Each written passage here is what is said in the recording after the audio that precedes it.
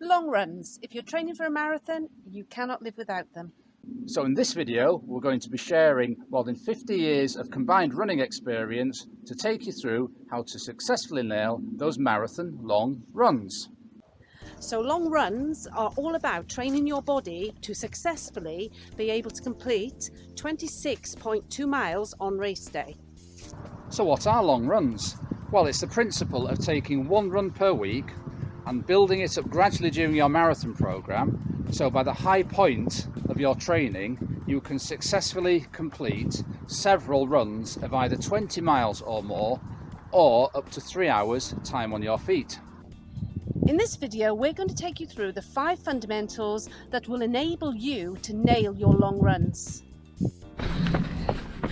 So fundamental number 1 is fueling. You wouldn't run a car off no petrol or diesel or electric these days, and you wouldn't run your body on a long run off a lack of proper nutrition. So there are 4 distinct phases to getting your long run nutrition right, and they are the day before your long run, the morning of your long run, during your long run, and after your long run, your nutritional recovery. So yes, the day before, you need to be thinking everything you eat is geared towards that long run. So you need to think, I need to include lots of carbohydrates in my meals. Now that may be potatoes, it may be rice, it may be pasta. These are individual choices. It may be bread. Although, the thing about bread, many people, myself included, have a gluten intolerance or aversion. I've had some very unpleasant long runs after slacking up on pizza and garlic bread. So paradoxically, some of the things that work for me include just good old fish and chips. Yes. Tough of the track. So it is very much an individual choice of what you decide to eat. But the important thing is, every meal that you eat during the day before your long run, you need to be thinking, is this going to help me fuel those miles I want to complete? So the second phase of nutrition is the morning of your long run. Now I get up, or we both do, a couple of hours before that long run to ensure we have breakfast. Now my choice of breakfast is always toast, butter and jam. And as John said earlier, bread isn't for everyone. Yes, jam butter is very Ron Hill. I tend to have slow release carbs such as porridge with some syrup in there, maybe a few sunflower seeds. I found over the years that's worked for me. I know some people like to do their long runs fasted. They'll get up, maybe have a glass of water and get out. It's not something we've ever tried, so we can't advocate it or not advocate it, but it's something you may wish to try. But if you do, obviously do your research, read up on it and execute it as advised by the expert. But for us, it's important that we are adding extra fuel to our bodies the morning, so that when we go out, I feel confident that from the day before I've had good meals, and on the morning I've topped up those resources. So the third phase of getting your nutrition right is during the run itself. Now if we're running up to 15 miles on a long run, we don't tend to take on any nutrition. But certainly for those longer marathon runs, 15 up to 20 and beyond, we tend to fuel during the run using energy gels. Yes, there's many different kinds of energy gels out there, and we'll put some up on the screen now. We tend to use SAS gels. The isotonic ones. Yes, the isotonic ones, and I personally find them really easy on the stomach. They have a nice consistency, and when I ran my 2:56 marathon, I used the strategy of having them every 4 miles. I never ran out of energy, and I felt strong right to the finish. Now, in long runs, when we use these, you really do feel a pickup during those latter stages of the long runs. So yes, definitely recommend trying out some of the many kinds of gels that are on the market, or finding something else that you like, such as jelly babies or other sweets. the choice is, well, I once had a friend, he'd pack 26 jelly babies into his pocket, have one every mile. Worked for him. Very good runner. yes. Check out if there are energy gels on offer during our marathon that will be given out at the aid stations. If so, you've got a choice of practicing using those or carrying the ones that you favoured in using training. But again, do your homework. Yes, and personally, I always go with what suits me, whether it means I have to carry them or not. So yes, the fourth and final phase of nutrition is thinking about your post-run fueling. That's right. You can nail a really good long run, but the preparation for your next run, your next week, rolling into your next long run starts as soon as you're finished. What we'd recommend is, within 20 minutes of finishing your long run, you get inside you some good protein and good carbs. Now, many people, Dawn included, find it very hard to stomach food upon finishing. Yeah, so some people find it difficult to stomach solid food, particularly after a run, and our Dawn does. So one thing we use is something called the bullet. It's basically a smoothie machine. We throw in frozen fruit, avocado, banana, often some whey protein as well. That's crucial for starting to repair those muscles. So within 20 minutes of finishing any long run, or indeed any hard session, we have a magic bullet. And after that initial 20-minute protein and carb recovery, within 2 hours, you really need to be getting in a good, solid carb, vitamin and mineral based meal. So fundamental number 2 for nailing those long runs is hydration. Yes, and hydration is very individual. However, it's really important that you pre-hydrate before your long run. So obviously, as runners, we should all be hydrating all through the week anyhow, but it's particularly important the day before to make sure that you are drinking enough so that when you go out onto your long run the next day, you're not going to suffer. There's nothing like that feeling when your legs feel really achy because you know you haven't drunk enough. And with those aches come risk of injury, as well as having a miserable and non-effective long run. Absolutely. So assuming you have hydrated well and you're going into your long run full of hydration, there are other aspects to hydrating during the run. Now personally, we don't tend to take on any fluid on any run up to about 2 hours unless the weather is very warm like it's been this summer.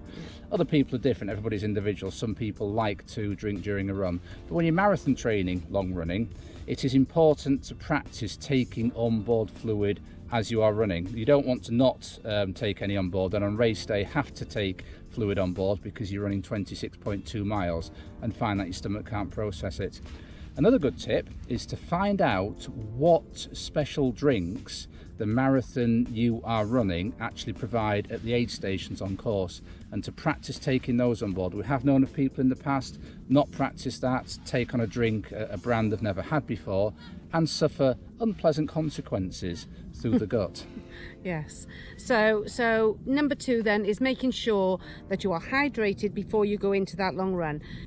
Okay folks, so fundamental number 3 is getting your kit right on your long run day. Yeah, so you got your insides right with your fueling and your hydration. Now we need to get what is on the outside correct.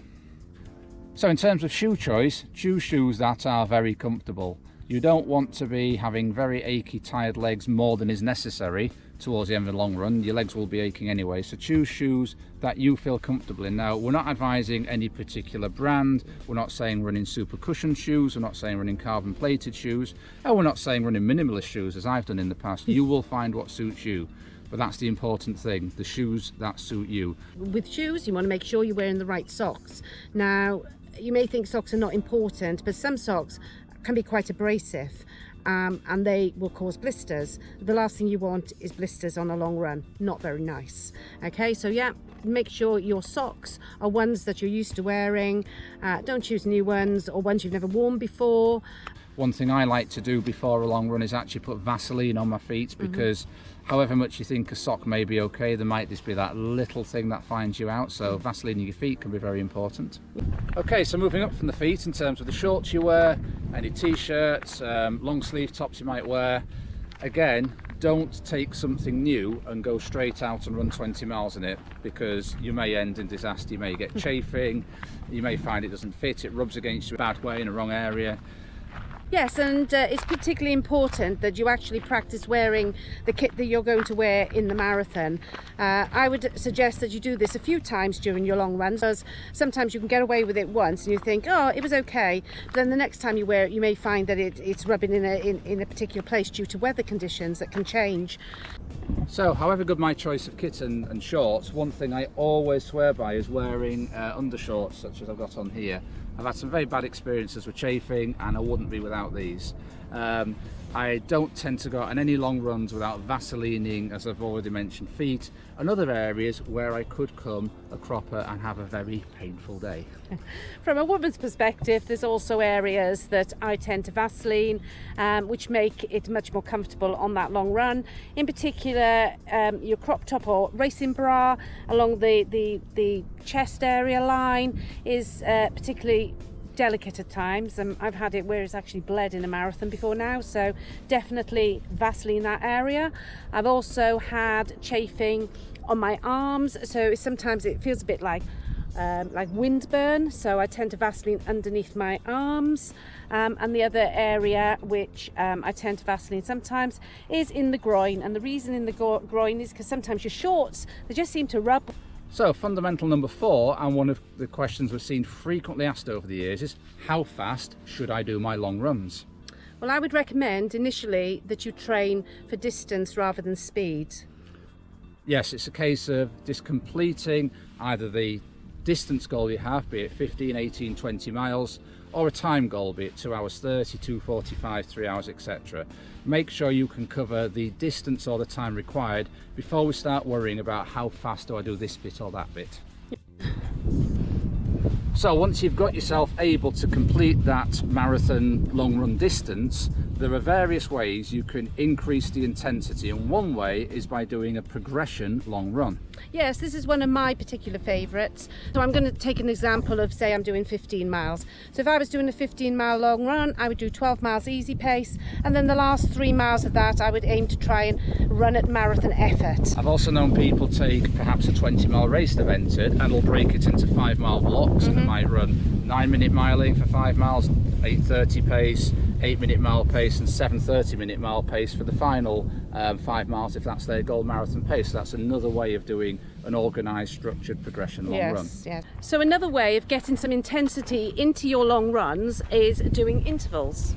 Yes, long intervals in particular. When I did my PB of 2:42.10, I had a structure whereby 2 sessions a week were long intervals. So I might typically run 3 miles to the track as a warm-up. I might then do 3 times 5k with 400-metre jog recoveries at maybe just 20 seconds slower than goal marathon pace, and then 3 miles home again. I found I was doing 15 milers, 16, 17 milers once all those intervals and the warm-up and cool-down have been taken into account. Another way of getting some intensity in your long runs is to build in big sections of 2 miles, 3 miles. We've even seen people doing up to 10k intervals to get that intensity into your long runs. So the fifth and final fundamental of good long running is choosing where to run. So in previous marathon training blocks, what I liked to do was to alternate one run on a Sunday, which might be very much on a trail like we can see here, long, straight, nice soft surface, relatively flat, with an undulating or hilly loop with a little bit more maybe trail and off-road.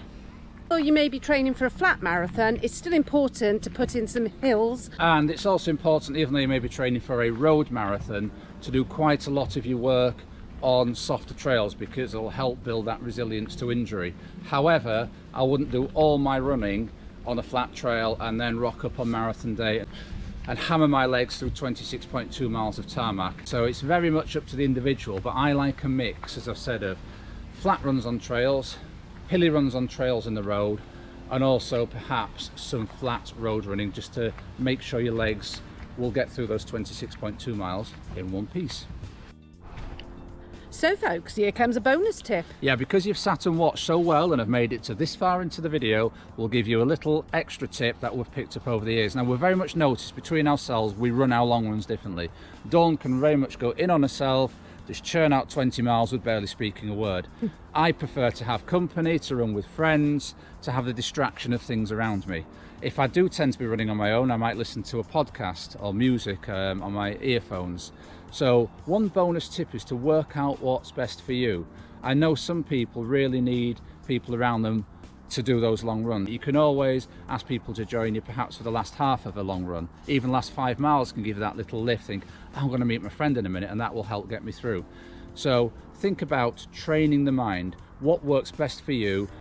So folks, the 5 fundamentals of nailing your long runs for marathon training are: Number 1, nutrition. Number 2, hydration. Number 3, kit. Number 4, pacing. And number 5, terrain. Yes, let us know in the comments if you have any tips that you would like to share with the running community that would support them in their long runs. So we hope you found today's video useful and got something out of it. If you have, please give it a like. If you're new to this channel, please consider subscribing. It's free to you and it means a lot to us as we continue to grow. So until next time, keep on keeping on. Keep on keeping on.